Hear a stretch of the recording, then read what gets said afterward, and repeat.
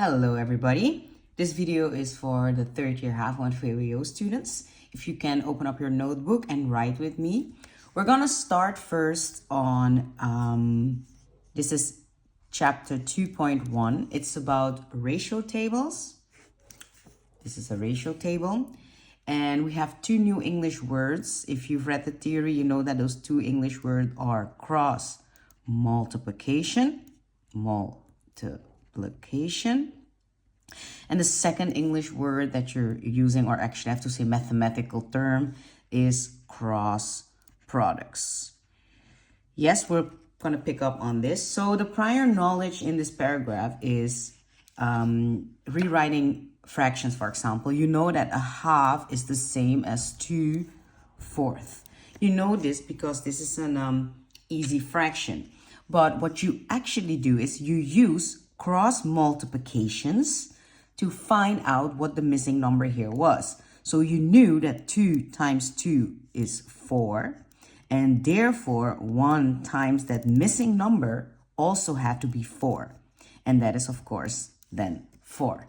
This is exactly what we're going to use in every ratio table. So the fact that I'm writing this with the arrows, that's what I'm going to grab. So the arrows, that's actually the cross multiplication, yeah?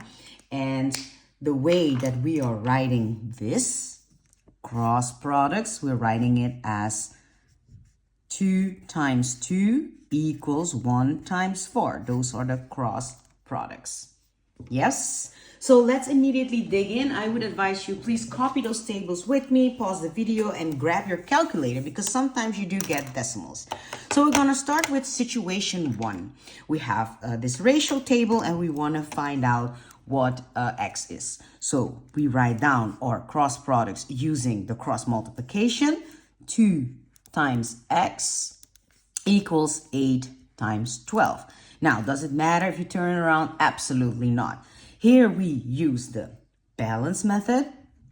2x is 8 times 12 is 96. And then using your balance method, you know, divide by 2, divide by 2. X will become, I think it's 48.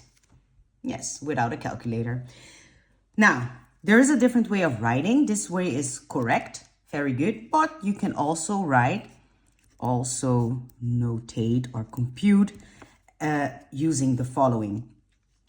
X is going to be the cross multiplication 8 times 12 divided by the number 2. You can also write it like this, which is then 48. This is also correct. Yes, but this is not mandatory. This is what they use in the theory. This is faster. It's all good. But you're going to see later, this notation you cannot always use in different situations. That's why you must know how to write down it as cross products. So I'm going to put an arrow there. These are cross products. Let's go to situation number 2. If you want to try this on your own, just pause the video and go to where I write down the answers, and you don't need to watch everything. Now, in this situation, we have 3 columns. We can have that. We can have as many columns, by the way, as we wish.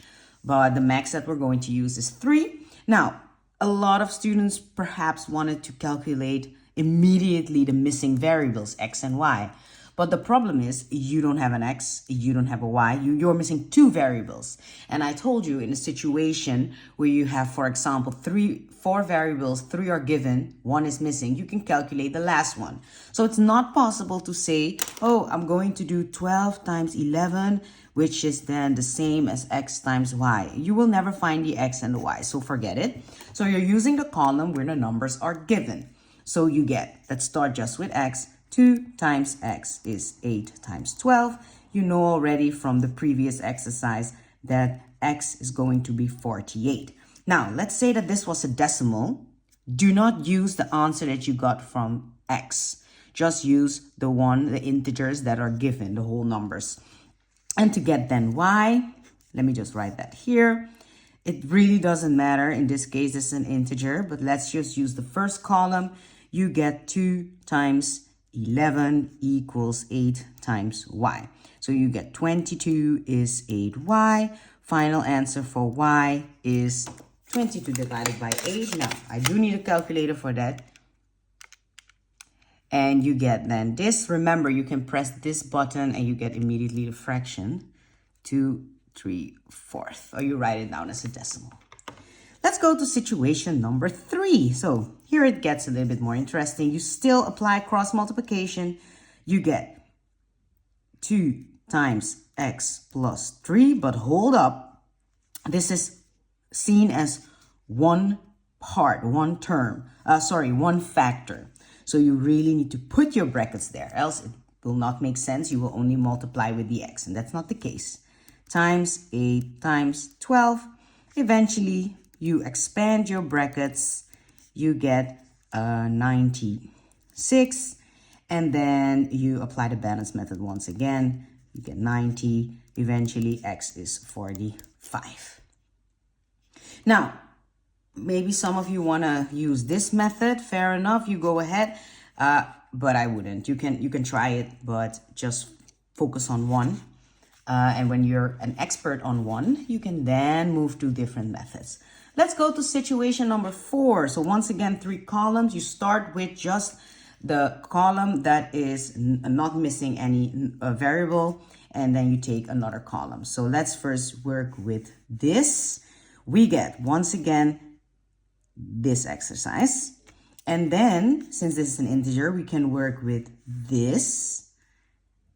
So we know that this number has to be indeed 48. This is 45. So this has to become then 48 in total, yeah. So that's what we can work with, or we just work with this. That's also fine. We work then with this and this column. Let's just do that. We get 2 times 5. You write the cross product down, people. Don't forget this first step. And then you can immediately calculate a bit faster. You get 18 is 8y. Y is then 18 divided by 8. Once again, you get a fraction 2/4, or you write down the decimal.